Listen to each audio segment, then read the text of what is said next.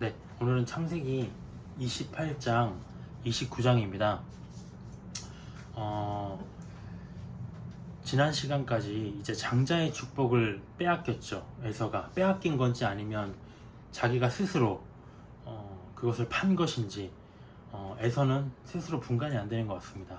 이 분노 속에서 이성을 잃어버리고 자기 동생, 친동생 야곱을 죽일 마음을 품었다는 거죠. 우리가 아무리 화가 나도 친동생을 죽이려는 마음은 갖지 않잖아요. 뭔가 이상합니다. 누군가 개입하지 않았을까? 이런 생각이 듭니다. 야곱에서는 자기 친동생을 심중으로 죽이고자, 아버지가 돌아가시면 죽여야 되겠다는 마음을 품었습니다. 근데 웬일인지 마음속의 생각이 어머니에게 들렸다는 거죠. 그래서 리브가는 야곱을 자기 친오빠 하란에 있는 라반에게로 보내기로 결정을 합니다. 그래서 이제 그 야곱은 어떤가요? 장자의 축복을 받아서 이제 뭔가 정말 축복스러운 정말 영광되는 덕이 되는 생활을 정말 행복이 가득한 생활을 살아갈 것이라고 생각을 했는데 그가 직면한 현실은 죽음의 위협이었다. 우리 믿는 자들도 예수님을 믿고 뭔가 정말 세상에서 잘 되고 정말 기쁘게 살아갈 수 있을 거라고 생각했는데 예수님을 믿고 누군가는 고난을 만난다는 것이죠. 이게 믿는 자의 삶이다. 왜 그 고난이 오는가? 아무 이유 없이 오는 고난은 없다는 거죠. 불과 같은 고난을 통해서 축복을 받기에 합당한 자로 어떤 연단되어야 할 불순물을 제거해야 될 어떤 그런 이유가 있었기 때문에 이런 연단이 내려오는 것이다. 야곱과 우리의 상황은 그래서 같다고 볼 수 있을 것 같습니다. 그래서 리브가만 이 당시에는 이제 그 상황을 인지하고 있었죠. 아마도 야곱에게 이제 이삭에게 자기 남편에게 이제 이 이야기를 자기 의견을 아마 조용히 얘기를 했을 것 같아요. 그래서 이삭은 수긍을 했습니다. 그리고 야곱을 위해서 이제 당부하고 기도를 해주려고 합니다. 28장 1절에 이삭이 야곱을 불렀습니다. 아마 리브가로부터 무언가 얘기를 들었겠죠. 축복하고 또 당부하여 이르되 너는 가나안 사람의 딸들 중에서 아내를 맞이하지 말고 일어나 밧단 아람으로 가서 내 외조부 부두엘의 집에 이르러 거기서 내 외삼촌 라반의 딸 중에서 아내를 맞이하라. 이삭이 처음으로 야곱에게 말하는 건 무엇이냐면 아내를 잘 구하라는 거죠. 이 가나안 땅에서 아내를 찾을 생각 말고 세상 속에서 믿지 않는 사람들 속에서 아내를 찾을 생각하지 말고 믿는 사람들 중에서 하나님을 아는 사람들 중에서 아내를 찾아야 된다라고 얘기를 한 겁니다. 믿는 자와 믿지 않는 자의 그런 그들이 살아가는 세상은 정말 다르죠. 너무나도 다릅니다. 그래서 신약에서는 믿지 않는 자와 함께 멍에를 매지 말라고 얘기를 했습니다. 근데 여기서는 또 하나 다른 의미가 있죠. 아브라함으로부터 약속한 하나님께서 약속하신 정말 메시아가 태어나야 할 또 메시아가 속한 이스라엘이 태어나야 할 이스라엘 백성들이 이제 시작되어야 할 정말 순수한 혈통을 유지해야 됐다는 거죠. 그럼에도 불구하고 맏아들 에서는 어땠습니까? 가나안 땅에 이방 여인을 둘이나 맞이를 했다는 것입니다. 그것이 이삭과 리브가의 큰 근심이었다고 앞에 부분에서 2번, 3번 계속 언급을 하고 있었습니다. 아브라함의 씨 혈통에서 나온 후손이 번성해서 그 땅을 차지할 것이다 라고 하나님께서 얘기하셨는데 이미 에서의 자손은 그렇게 되지 못하게 이방인과 어찌 보면 피가 섞여버린 상황이 와버렸다는 거죠. 그래서 이삭은 야곱만이라도 정말 이 하나님이 택하신 백성의 계보를 유지해야 된다라는 마음이 굳건했던 것 같아요. 그래서 에서에게는 미처 당부를 하지 못했던 모양이죠. 야곱에게는 단단히 이릅니다. 절대 이방인 중에서 아내를 맞이해서는 안 된다 라고 얘기를 했습니다. 3절에 전능하신 하나님이 내게 복을 주시어 네가 생육하고 번성하게 하여 네가 여러 족속을 이루게 하시고 아브라함에게 허락하신 복을 내게 주시되 너와 함께 내 자손에게도 주사 하나님이 아브라함에게 주신 땅 곧 내가 거류하는 땅을 내가 차지하게 하시기를 원하노라. 사람의 눈으로 볼 때 어떻습니까? 하나님의 약속이 성취될 것으로 보이나요? 생육하고 번성하고 또 네가 아브라함에게 주신 땅, 이 가나안 땅을 차지하게 하시기를 원한다라고 이삭이 기도는 했지만 사람의 눈으로 볼 때는 어떻습니까? 야곱이 다시 가나안 땅으로 돌아와서 기업을 물려받을 것이라고 생각이 드나요? 에서가 버티고 있었죠. 강인한 에서가 버티고 있었습니다. 그렇기 때문에 어떤가요? 그 말씀이 성취되기 위해서는 3절과 같이 야곱에게 전능하신, 불가능이 없으신 엘샤다이의 손길이 필요했던 것입니다. 그래서 전능하신 하나님이 내가 이 땅을 차지하게 하시기를 원한다. 사람의 힘으로는 네가 다시 돌아와서 이 땅을 차지할 수 없을 것이다. 하지만 불가능이 없으신 하나님이 계획하셨기 때문에 너를 그렇게 하실 것이다. 하나님의 어떠한 그 축복을 구하는 것이죠. 그런 다음에 이제 5절에 보면 이삭이 이제 야곱을 보냅니다. 그래서 라반에게 도착을 했습니다. 라반에게로 보냈습니다. 근데 이 6절에 보면 특별한 상황이 있죠. 에서가 본즉, 에서가 이 모든 상황을 다 봤어요. 이삭이 야곱에게 당부하는 것도 봤고요, 보내는 것도 봤습니다. 그래서 에서가 본즉 이삭이 야곱에게 축복하고 그를 밧단 아람으로 보내어 거기서 아내를 맞이하게 하였고, 또 그에게 축복하고 명하기를 너는 가나안 사람의 딸 중에서 아내를 맞이하지 말라 하였고, 또 야곱이 부모의 명을 따라 밧단 아람으로 갔으며, 8절에 에서가 또 본즉 가나안 사람의 딸들이 그의 아버지 이삭을 기쁘게 하지 못하는지라. 이에 에서가 이스마엘에게 가서 본처들 외에 아브라함의 아들 이스마엘의 딸이요 느바요의 누이인 마할랏을 아내로 맞이하였더라. 장자의 축복을 빼앗겨서 굉장히 열받아 있는 에서는 6절과 8절과 같이 계속 이 상황을 주시하고 있었어요. 이삭과 리브가가 야곱을 이 땅에서 내보내는 것을 볼 때 에서는 아마 흡족했을 것입니다. 그래, 너는 이 땅을 차지해서는 안 돼. 넌 나가야 돼. 장자의 축복을 받을 수 없어. 그래서 근데 6절과 같이 뭔가 이삭이 야곱에게 하는 그 내용을 쭉 들어보니까 이방 여인을 아내로 삼지 말라는 얘기를 했다는 거죠. 그것을 듣고 아마 에서는 몰랐던 것 같아요. 8절과 같이 에서가 곰곰이 생각해 보니까 아버지가 이방 여인들을 싫어하시는구나. 그제서야 이제 어떤 생각이 들었던 것 같아요. 그래서 그가 아버지를 나도 기쁘게 해야지 해서 어떤 선택을 했습니까? 9절과 같이 이스마엘에게 가서 이스마엘의 딸 중에서 아내를 취했다고 나와 있습니다. 이것을 보면 어떤가요? 에서가 얼마나 성경적으로 무지했는지를 보여주는 대목입니다. 그는 야곱에게 말하는 아버지의 당부를 듣고 친족이면 되는구나, 이방 여인만 아니면 되는구나, 다 친족이면 되네 하고 생각을 하고 이제 아내를 맞았던 것입니다. 근데 아마 아버지 이삭과 큰아버지 이스마엘 사이에 일어났던 일들과 또 그 가운데에서 하나님이 원하시는 뜻에 대해서 조금만 알았더라도 그러한 선택을 하지는 않았겠죠.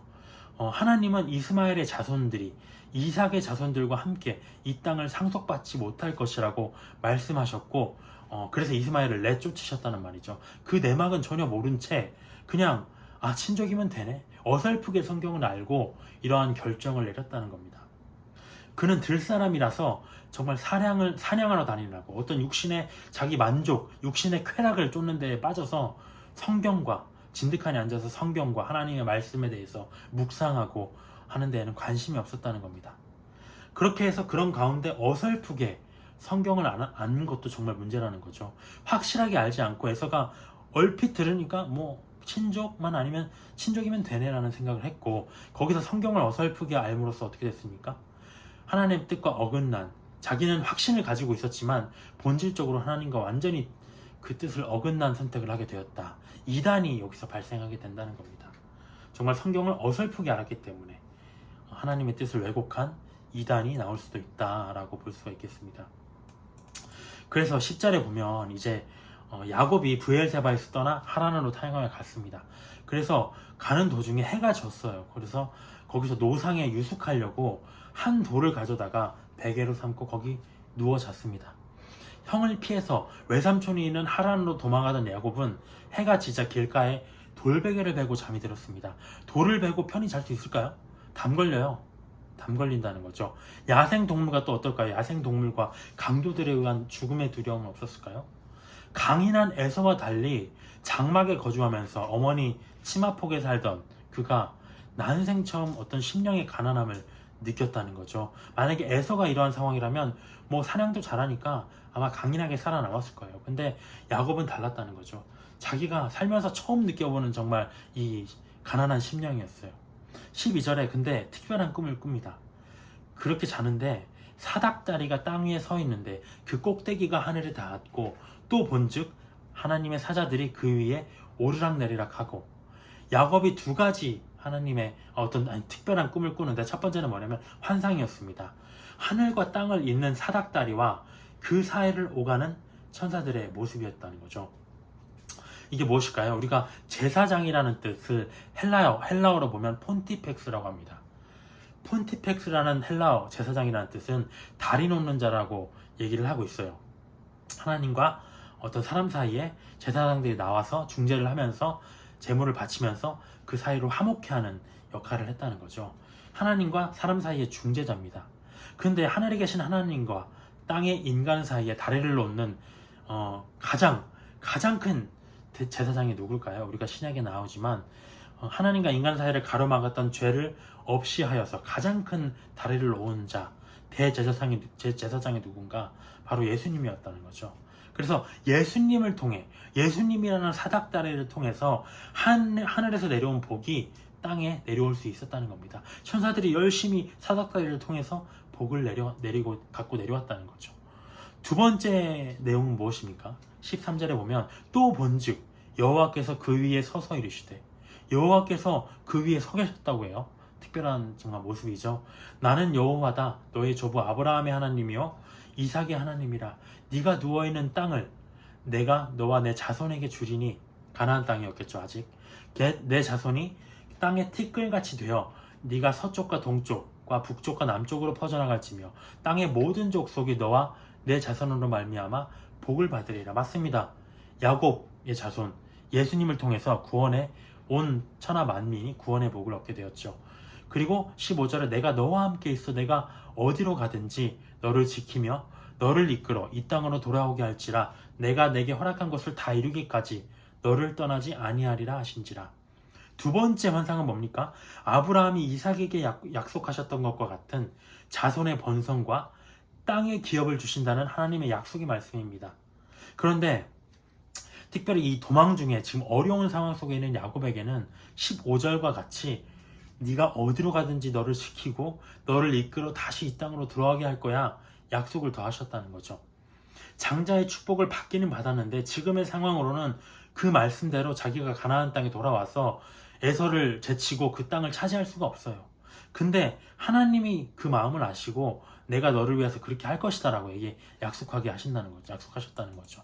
그래서 네가 다시 돌아와서 형제들의 주가 되고 이 땅을 기업으로 상속받을 거야 라고 하나님이 지금 확답을 주시고 계신 겁니다. 야곱의 의문, 어떤 걱정거리를 해소하고 있었다는 거죠. 16절에 볼까요? 야곱이 잠이 깨어 이르되 여호와께서 과연 여기 계시거늘 내가 알지 못하여도다. 이에 두려워하여 이르되 두렵도다 이곳이여 이것은 다름 아닌 하나님의 집이요 이는 하늘의 문이로다 하고, 야곱은 잠에서 깨어서 그 꿈이 개꿈이 아니야, 이거 하나님 메시지다라는 것을 딱 깨달았어요. 그리고 16절과 같이 하나님이 여기 계셨네? 내가 알지 못했네 라고 했습니다. 뭡니까? 자기는 지금 도망하는 처지로, 홀로 도망하는 처지로 아무도 나를 도와줄 수 없고 아무도 나를 지금 보고 있지 않은 혼자다 라고 생각했는데, 정말 하나님이 나와 함께 계시구나. 하나님은 온 세상에 계시지 않은 곳이 없는 정말 무소부재한 하나님이시구나. 그분이 나와 지금 함께 계시는구나. 이 사실을 깨달았다는 거죠. 두 번째 깨달은 건 무엇입니까? 두 번째는 17절과 같이 두렵다라는 마음이 나온 거예요. 왜 두려웠을까요? 하나님이 너와 함께 하신다고 했는데, 여기가 바로 하나님의 집이요 하늘로 통하는 문이다라고 고백을 했는데 왜 두렵다고 했을까요? 왜 두렵죠? 하나님을 믿는 자가 있는 모든 곳이 하나님의 집이요 하늘의 문임을 깨달았는데 왜 두렵냐? 하나님이 지금 나와 항상 함께 계셔서 내가 하는 모든 생각, 행동 다 보고 계신다는 것을 알았다는 거죠. 그렇기 때문에 두려웠다는 겁니다. 하나님은 내가 죄를 짓든 내가 선을 행하면 상관이 없겠죠. 내가 죄를 짓는 그 순간에도 내가 어떤 하는 하나님이 보시지 않겠지라고 생각하는 순간에도 하나님은 늘 나와 함께 계심을 알았기 때문에 두려움이 있었던 거예요. 하나님이 날 다 이렇게 지켜보고 계시는구나. 그래서 하나님이 이러한 야곱과 같이 이런 두려움을 갖는다면 우리가 쉽게 죄를 짓지 않겠죠. 어쩐 이런 상황에서 이제 이런 꿈을 꾸고 18절에 야곱이 일어났습니다. 그래서 베개로 삼았던 돌을 가져다가 특별한 어떤 의식이 있어요. 이 부분에 많은 의미가 담겨 있다고 생각이 듭니다. 베개로 삼았던 돌을 가져다가 기둥으로 세웠어요.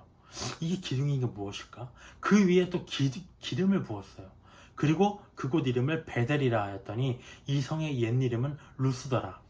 야곱은 베개로 삼았던 그 돌로 기둥을 세웠어요. 그 위에 기름을 부었어요. 그리고 베델, 하나님의 집이라고 불렀습니다. 하나님의 집이 무엇인가요? 12절과 같이 하늘과 땅을 잇는 사닥다리가 놓인 곳이죠.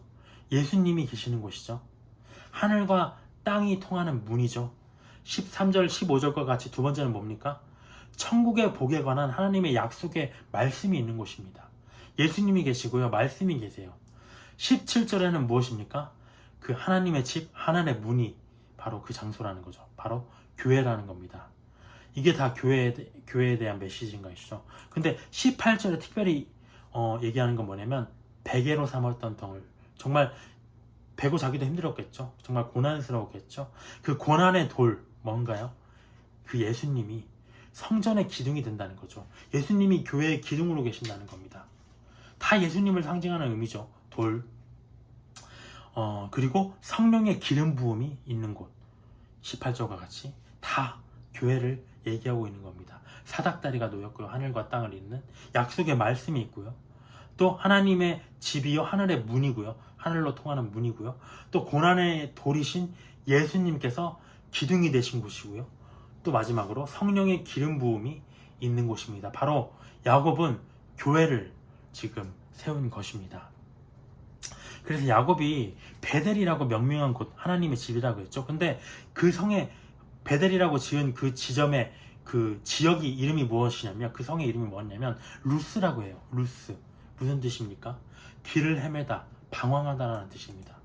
이와 같이 야곱은 그가 도망하면서 정말 목숨의 위협 가운데 가난한 심령으로 인생길에서 헤매고 방황할 때 교회를 만났다는 것입니다. 우리가 교회를 믿을 때도, 예수님을 믿고 교회를 나갈 때도 마찬가지죠. 우리가 정말 기쁨으로 나아갈 때는 쉽지 않은 것 같아요. 정말 다들 인생의 막자락에서 뭔가 의지할 곳 없을 때 불쑥 예수님을 만나고 교회 한번 가볼까라는 마음이 문득 들어서 교회를 찾아가게 되잖아요. 그것처럼 교회를 어떻게 찾아가느냐? 루스와 같이 방황하고 길을 헤맬 때 바로 교회를 야곱이 찾아갔다는 겁니다. 그래서 20절에 이제 교회에서 야곱이 서원 기도를 드립니다. 첫 번째 한 일이에요. 야곱이 서원 기도. 20절에 하나님이 나와 함께 계셔 내가 가는 이 길에서 나를 지키시고 먹을 것 떡과 입을 옷을 주시어 내가 평안히 아버지의 집으로 돌아가게 하시면 여호와께서 나의 하나님이 되실 것이요 내가 기둥으로 세운 이 돌이 하나님의 집이 될 것이요 하나님께서 내게 주신 모든 것에서 10분의 1을 내가 반드시 하나님께 드리리이다. 두 가지 서원 기도를 드렸습니다. 첫 번째는 무엇입니까? 내가 가는 이 길에서 나를 지키시고 먹을 떡과 입을 옷을 달라는 겁니다. 내가 살아가는 동안 하나님께서 돌보아 주세요. 하나님의 돌보심을 간구하는 겁니다. 먹고 사는 것. 근데 두 번째는 무엇입니까? 내가 평안히 아버지의 집 가나안 땅으로 돌아오게 해달라는 겁니다. 두 번째는 무엇입니까? 하나님의 기업의 상속의 간구입니다. 첫 번째는 어떤 육신의 만족, 육신의 정말 돌보심을 원했다면 두 번째는 영적인 축복을 달라는 기도로 볼 수가 있겠죠. 이처럼 야곱은 하나님의 축복에 대한 열성적인 갈망이 있었다는 겁니다. 그래서 그렇게 되면 어떻습니까? 조건이 붙습니다. 서원이죠. 자기의 기도를 하나님께서 들어주신다면 하나님은 나의 하나님이 되십니다. 반대로 하면 뭡니까? 하나님이 이 기도 안 들어주시면 나의 하나님 아닙니다. 두 번째는 뭡니까? 하나님이 내 기도 들어주시면 이곳이 비로소 하나님의 집이 된다고 했죠. 이곳이 교회입니다. 근데 하나님이 응답이 없어요. 하나님이 함께 하시지 않으세요? 그러면 여기 교회 아닙니다. 라고 얘기를 하는 거죠. 세 번째는 뭡니까? 그렇게 된다면 내가 그 교회에서 하나님의 백성으로서의 의무인 11조를 드리겠습니다 라고 한 거죠. 만약에 근데 반대로 하면 어떻습니까? 하나님의 기도가 없으면 난 11조 안 드려요. 왜냐면 하나님이 나 도운 게 없잖아요. 이렇게 조건적인 기도를 드렸다는 거죠. 정말 꾀가 많은 야곱다운 기도죠. 이처럼 우리도 어떻습니까? 이렇게 하나님의 돌보심으로 육신을 살아가죠. 또 세상에서의 시간을 다한 후 무엇이 기다리고 있습니까? 평안히 우리도 하나님 아버지가 계신 가나안 땅 본향 하늘로 돌아가게 되겠죠. 이것처럼 야곱도 하나님의 돌보심으로 이 땅을 편안히 살다가 나중에는 평안히 아버지의 집으로 돌아가기를 지금 간구하고 있는 것입니다. 이런 상황 속에서 29절로 이제 가보면 이제 29절은 계속 29장은 스토리입니다. 그래서 야곱이 도착을 했어요. 보면은 이제 특별한 얘기가 나와요. 근데 여기서도 아리송한 얘기였죠. 본즉 우물이 있었어요. 이 절에 보니까. 그래서 양떼가 이렇게 누워 있네요. 근데 그 목자들이 거기서 이제 물을 먹이는 것 같아요. 어떻게 됐냐? 거기 스토리가 어떻게 되냐면 양떼가 있고 우물에 지금 큰 우물 뚜껑이 있는데 거기를 덮었다가 떼가 다 모이면 그들이라고 3절에 보면 그들이라고 했어요. 한 명이 옮길 수 없는 돌이에요. 너무 무거운 돌이라서. 그래서 다들 모이면 목자들이 힘을 합쳐서 우물 아귀에서 돌을 옮기고 물을 먹이고 다시 그 뚜껑을 덮는다는 거죠. 왜 뚜껑을 덮죠? 어떤 야생동물로부터 어떠한 다른 것들로부터 그 우물을 보호하기 위함이었겠죠. 만약에 그 우물이 양떼가 자주 모이는 곳이다라고 어떤 그 야생동물들 사이에서 퍼진다면 어떻게 되겠습니까? 이 시간대에 동물들이 와서 양들을 해치겠죠. 그것처럼 우물을 이렇게 딱 보호하고 때가 됐을 때 한꺼번에 모여서 뚜껑을 열어서 물을 먹였다는 겁니다. 그런 상황이었는데 4절에 보면 야곱이 이제 거기 앉아 있다가 목자들이 이제 오는 겁니다. 그러니까 당신이 어디에서 왔습니까? 나 하란에서 왔습니다. 그러니까 야곱이 아이고 너 라반 압니까? 그러니까 안다고 해요. 6절에 보니까 그가 평안하냐? 그러니까 평안하다고 하면서 그의 딸 라헬이 지금 양을 몰고 옵니다. 중요한 정보를 주죠. 그러니까 야곱이 해가 아직 높았어요. 근데 아이고 가축이 모일 때가 아니라 지금 양들 네가 데리고 온 양들 빨리 물 먹여라. 이게 지금 온 순서대로 먹여야 되는 거 아니냐. 그러니까 8절에 또 나와요. 그들이 이럴 때 우리가 그렇게 못한다. 때가 다 모이고 목자들이 우물 아우기에서 돌을 옮겨야 우리가 먹일 수 있다. 나 혼자서 이렇게 들고 이렇게 먹일 수 있는 게 아니야. 기다려야 되라고 얘기를 합니다. 그리고 두 번째 정보는 라헬이 지금 오고 있구나라는 정보를 지금 캐치를 했다는 거죠. 9절에 들어가 보면 이제 라헬이 정말 도착했어요. 그래서 양을 치었네요. 라헬이 양을 쳤네요. 양들을 치려고 이제 물을 먹이려고 데리고 왔습니다. 10절에 야곱이 라헬과 그의 외삼촌의 양을 보고 이제 나와왔어요. 다 알고 있었죠. 그래서 근데 무엇을 합니까? 돌을 옮겼어요. 큰 돌을 옮겼다고 해요. 갑자기 양떼에게 물을 먹여요. 진의 양떼도 아닌데 왜 돌을 옮기고 양떼에게 물을 먹였을까요? 야곱은 에서와 달리 장막에 거주하는 정말 조용한 자예요. 근데 갑자기 외삼촌의 양떼를 보고 라헬이 온다는 소리를 듣고 우물을 덮는 그 큰 돌을 목자들이 모여서 한꺼번에 옮겨야 되는 돌을 막 자기가 혼자서 옮기고 물을 먹였다는 거죠. 아마 야곱은 내가 그 집에 머물려면 뭔가 내가 쓸모 있는 사람 돼야 돼. 이걸 증명을 하고 싶었겠죠. 라헬에게. 그래서 뭔가 초인적인 힘이 나온 것 같아요. 그는 이처럼 강력한 생존 본능을 가졌다는 거죠. 바로 캐치를 해서 이렇게 해야 되겠다는 생각이 빨랐다는 거죠. 근데 어떻습니까? 방금 28장에서 마지막 부분에 무엇이라 기도했습니까? 하나님이 나를 지키시고 돌보아 주세요라고 기도는 태어나게 했어요. 하지만 완전히 신뢰를 못하고 내가 해야지. 하나님의 기도는 기도고 내 방법을 놓지 않았다는 거죠. 어쨌든 11절에 그 방법이 통한 것 같아요. 이 사실을 다 이제 그 라헬이 이제 보면은 라헬에게 입맞추고 야곱이 소리내어 울었다고 해요. 소리내어 운 것도 저는 의심스러워요. 정말 감동적이어서 울었는지 뭔가 액션인지 모르겠어요. 12절에 보면 이제 이 사실을 다 알리는 거죠. 자기가 여기까지 왜 왔는지 이 과정들을 13절에 보면 라헬에게 말하고 라헬이 라반에게 전해서 끝부분에 보면 야곱이 자기의 모든 일을 라반에게 다 말했다고 얘기를 합니다. 그리고 14절에 라반이 이르되 너는 정말 내 혈육이구나. 정말 한 달 동안을 그와 거주를 했습니다. 근데 여기서 재밌는 일들이 일어나죠. 15절에 보면 갑자기 라반이 야곱에게 이르되 네가 비록 뭔가 일을 계속 했던 것 같아요. 아까 그 증명했잖아요. 뚜껑 드는 거. 일을 계속 했던 것 같아요. 근데 뭔가 아이고 네가 내 생질이나 내 조카지만 어떻게 내가 그냥 공짜로 부리겠느냐. 품삯을 말해라 얘기한 거예요. 임금 협상이 들어간 거죠. 근데 16절에 보면 라반에게 라헬은 야곱은 딱 알았어요. 18절에 보면 나는 작은 딸 라헬을 주십시오. 내가 라헬을 위하여서 7년을 섬기면 라헬을 나에게 주십시오. 바로 아내를 먼저 요구합니다.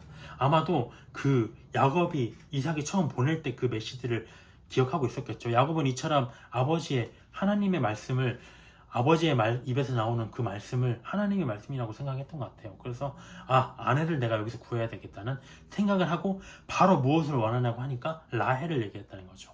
물론 라헬이 예쁘니까 더 사랑했겠죠. 17절에 보면 레아는 시력이 약했다고 돼 있어요. 우리가 시력이 약했다고 못생겼다고 안 나와요, 성경에는. 근데 시력이 약했다, 뭔가 느낌이 오잖아요. 눈도 좀 작을 것 같고 안경은 없었겠지만 별로 이쁠 것 같진 않아요. 눈도 찡그렸을 거고. 근데 라헬은 곱고 아리따웠다는 말에서 다 했죠. 뭐 라헬은 곱고 아리따웠는데 반대로 시력이 약했다라고 하니까 못생겼다는 뜻이겠죠. 그래서 이제 라헬을 달라고 합니다. 그래서 19절에 보면 라반이 흔쾌히 아이고 내가 타인에게 줄 바에야 내 친족에게 줘야지. 그래서 7년 동안을 라반을 섬겼습니다. 근데 너무 사랑해서 라헬을 7년을 몇 날같이 여겼다고 합니다. 우리가 하나님이 하루를 1000년같이 여긴다고 하시는데 정말 야곱도 그랬던 것 같아요. 정말. 그래서 그러니까 정말 큰 돌을 치우면서 그 자기 힘을 증명했잖아요. 그러니까 라반이 얘는 좀 뭘 맡겨도 되겠네 라고 생각을 했던 것 같아요. 생각이 통했겠죠. 그래서 야곱은 정말 라헬을 달라고 요구를 했는데 21절부터 이제 좀 새로운 이야기가 나옵니다. 야곱이 라반에게 이르되 이제 7년을 보냈어요. 내 아내를 주소서라고 얘기를 했다는 거죠. 근데 라반이 잔치를 벌였어요. 결혼식을. 그리고 23절에 아마 취했던 것 같아요. 못 알아볼 리가 없잖아요. 근데 그의 첫째 딸을 야곱의 신혼방으로 들여보냈다는 겁니다. 밤중에. 근데 야곱이 그걸 못 알아보고 그녀와 밤자리를 취해버렸다는 거죠. 24절에 보면 25절에 보면 야곱이 일어나 보니까 레아예요. 황당한 거죠. 첫째 딸이었어요. 라반에게 가서 따집니다. 왜 나한테 이렇게 합니까? 내가 삼촌을 위해서 정말 7년간 섬기지 않았습니까? 라고 얘기를 하니까 이제 라반이 뭐라고 하냐면 26절에 보면 우리 지방에서는 언니보다 아우를 먼저 주는 것이 우리 지방에서는 안 하는 일이다. 큰 딸부터 시집을 가야 된다 라고 얘기를 합니다. 그럼 먼저 말했어야죠. 근데 뭔가 이것을 알 수 있죠. 야곱보다도 정말 두뇌가 회전이 빠른 야곱보다도 한 수 위라는 거죠. 갑자기 생뚱맞은 정말 얘기를 하는 겁니다. 만만치 않죠. 하나님은 야곱의 뭔가를 다스리고 싶었던 것 같아요. 그런 상황 속에서 야곱보다 뛰어난 사람을 놓고 연단을 시작했다는 거죠. 왜 그걸 알 수 있나요? 7년을 섬겼다라고 얘기를 계속합니다. 뒤에 27절에 보면 7일을 채우라. 또 뒤에 보면 7년을 더 섬기는 게 나와요. 777 하나님의 섭리였다는 거죠. 어떤 야곱을 다스리기 위한 하나님의 개입이 있었다. 어쨌든 그러니까 라반이 뭐라고 하면 7일이 있다가 내가 라헬도 너에게 주겠다. 주고 나면 그 후에 네가 7년 더 섬겨라 라고 얘기를 했습니다.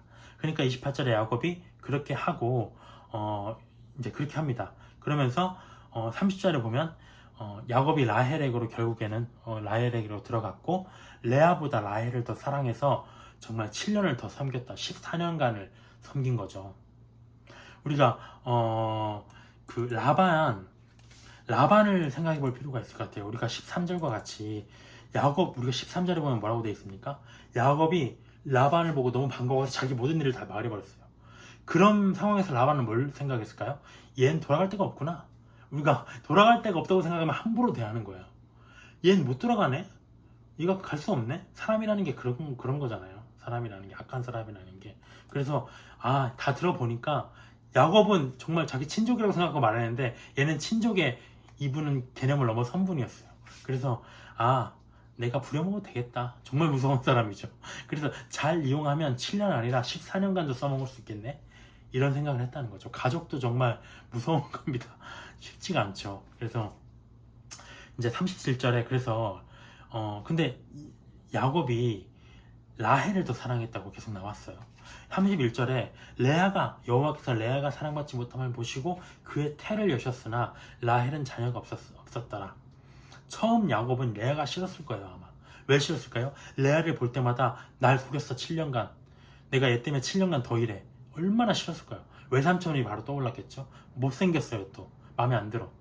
그런 상황인데. 그래서 정말 어쩌면 라반도 아이고 야곱 아니면 얘 시집 못 보내겠다. 그 정도로 뭔가 그래서 그렇게 조치를 취했는지도 모르겠어요. 뭔가 얘 야곱 아니면 못 보내겠는데. 그러니까 정말 뭔가 정말 멸시받고 어찌 보면 가련한 여인이죠. 불쌍한 여인이죠. 근데 누가 그를 돌보셨느냐? 31절에 여호와는 아무도 그를 신경 쓰지 않았어요. 하지만 여호와께서는 레아를 보셨다는 거죠. 야곱의 사랑을 받지 못하는 그녀를 아시고 하나님이 태를 여셨다는 겁니다. 공평하신 하나님이에요. 라헬은 남편의 사랑을 받았지만 레아는 자식들의 태를 열어주셨다는 겁니다. 대신에 라헬은 자녀가 없었더라. 하나님이 라헬의 자녀를 이때는 막으셨겠죠.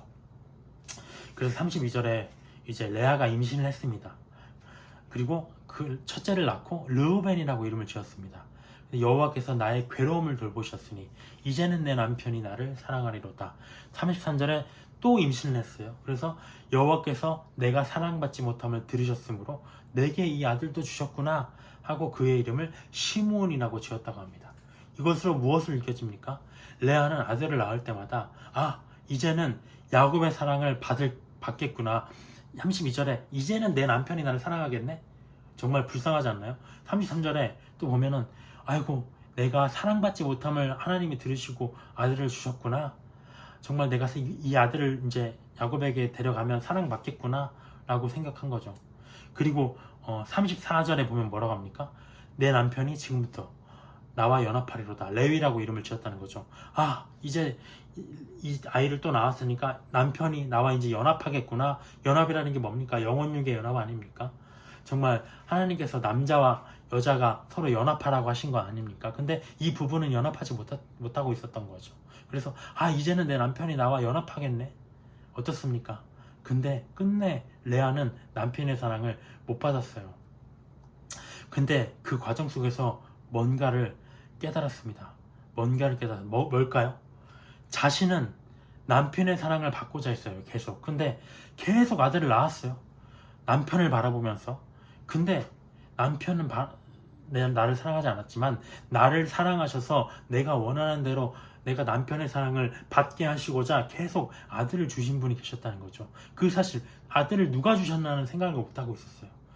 그때 무엇을 깨닫고 레아가 이렇게 고백을 하게 됩니다. 35절에 또 아들을 가지고 이렇게 고백합니다. 임신하여 아들을 낳고 이르되 내가 이제는 여호와를 찬송하리로다. 유다라고 이름을 지었다는 거죠. 그의 출산이 그러고 멈추었습니다. 내가 이제는 여호와를 찬송해야 되겠다. 내가 찬송할 분이 여호와구나. 남편이 아닌 하나님 의지하면서 살아야지 라고 얘기를 한 겁니다. 남편이 사랑 안 줘도 괜찮아. 하나님이 나를 사랑하고 계셨구나. 그때서야 출산이 멈췄다는 겁니다. 이 모든 과정이 하나님이 어쩌면 계획이셨다는 거죠. 그리고 그렇게 태어난 유다를 통해서 누굽니까? 메시아의 계보가 이어집니다. 유다 지파의 사자가 또 누굽니까? 바로 예수님이죠. 그래서 이 상황들 어떻습니까? 정말 남편은 뭐 누구나 다 그럴까요? 남자든 여자든 그렇지만 남자들은 한 번 싫으면 싫은 것 같아. 외모 지상주의 있잖아요. 한 번 싫으면 싫어. 외모든 뭐든 내가 좋으면 좋고. 근데 여자는 정말 그런 사모하는 마음이 있는 것 같아요. 정말 사모하는 마음. 근데 여자도 싫어지면 싫은 거야. 무서운 거야. 조심해야 돼. 어쨌든 간에 레아가 참 불쌍하지 않나요? 정말 눈물 나는 것 같아요. 이 내용 들으면서 참 그 마음이 어땠을까. 그래서 야곱은 정말 우리가 레아는 남편의 사랑을 받고자 애를 썼죠. 근데 외면당했어요. 근데 그 중에 하나님의 사랑을 깨달았습니다. 그리고 내가 이제는 여호와를 찬송해야지 그렇게 고백을 했습니다. 야곱은 또 어땠나요? 에서를 피해서 도망치다가 돌 베개를 베고 자는 중에 그런 고난 중에 하나님을 만났어요. 그래서 야곱은 하나님이 나와 항상 함께 계시구나. 근데 내가 알지 못했네. 레아도 그렇고요. 야곱도 그렇고요. 하나님을 어떠한 고난과 어려움 속에서 자각을 합니다. 그래서 이처럼 우리가 평소에는 하나님은 알지 못해요, 사실. 근데 우리가 아픔과 어떤 고난과 힘듦을 겪을 때 결국에는 하나님을 찾게 된다는 거죠. 그래서 연단이라는 것이 무엇이냐? 어찌 보면 불순물 없는 믿음을 만들어내는 것.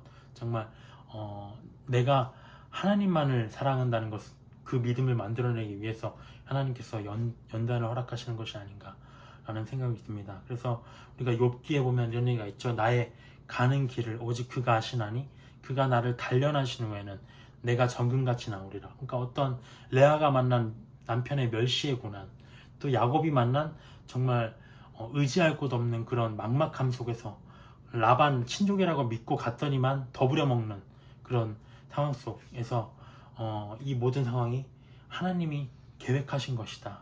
아까 보면은 그의 출산이 멈추었다고 했잖아요. 레아도 마찬가지입니다. 하나님의 계획. 또 야곱의 연단의 시간이 7년이라고 했잖아요. 7년이 두 번이었죠. 하나님의 섭리를 뜻하는 거 아닙니까? 그러니까 하나님께서 그 시간을 왜 허락하셨냐? 뭔가 나를 정금같이 나오게 하시려고 하셨다. 그리고 또 그보다 중요한 건 무엇입니까? 하나님이 나와 항상 함께 하신다. 믿는 자가 함께 하는 곳이 바로, 믿는 자가 거하는 곳이 바로 교회고 하나님의 사닥다리가 내려오는 곳이다 라고 하는 것입니다.